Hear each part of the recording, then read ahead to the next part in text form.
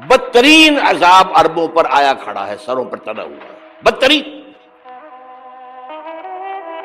ایسی جنگ ہونی ہے الملحمۃ العظمیٰ، جس کو کہ میں بھی آپ کے گواہی پیش کر دوں گا، جسے کہا گیا ہے لاسٹ کروسیڈ۔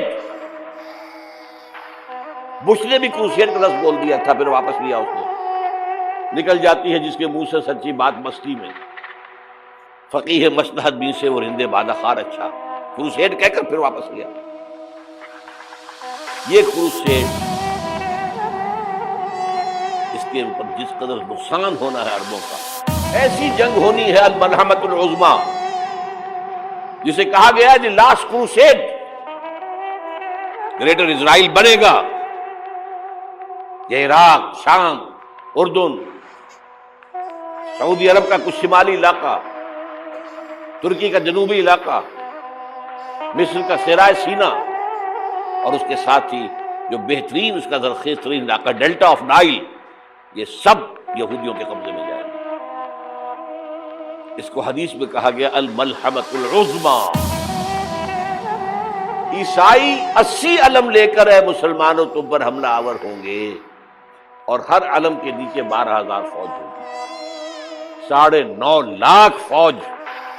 یہ نیٹو کی تیاری کس کے لیے ہو رہی ہے؟ جب یو ایس ایس آر کا خاتمہ ہوا تو پوچھا گیا تھا نیٹو چیف سے، اب کس لیے؟ تمہارا وہ دشمن تو ختم ہو گیا، اب ہمیں اسلامک فنڈامنٹلزم سے نمٹنا ہے۔ وہ جانتے ہیں خطرہ یہی ہے، اب اسلام ابھر سکتا ہے، مسلمانوں کے سینوں کے اندر وہ آگ ہے، اوپر خاکستر آ گیا ہے تو کہ اٹھانا بیٹھنا، یہ اندر تو انگارہ ہے، اوپر سے راکھ ہے، اس سے دھوکہ نہ کھا جانا ان کے دلوں کے اندر۔ اور بش نے کہا تھا مسلمان چاہتے ہیں کہ ہسپانیہ سے لے کر انڈونیشیا تک نظام خلافت قائم کرے، اور میں حیران ہوا تھا کہ اس کمبخت کو ہسپانیہ کا خیال کیسے آ گیا؟ ہمیں تو کبھی آتا ہی نہیں، اب ہم تو بھول گئے، وہ تو 500 برس پرانی بات ہے جبکہ وہاں سے ہمیں نکال دیا گیا۔ اگرچہ اقبال نے کہا تھا ہے ارض فلسطین پہ یہودی کا اگر حق، ہسپانیہ پر حق نہیں کیوں اہل عرب کا؟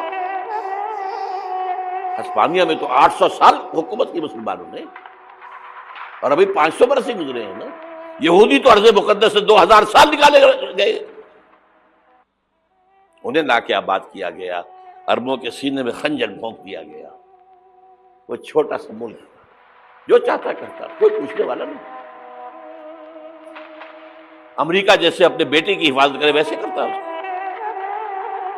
اور حضور نے فرمایا ہے وہ جنگ جب ہوگی تو ایک باپ کے اگر 100 بیٹے ہوں گے تو 99 ختم ہو جائیں گے، ایک بچے گا۔ یہ حدیث صحیح۔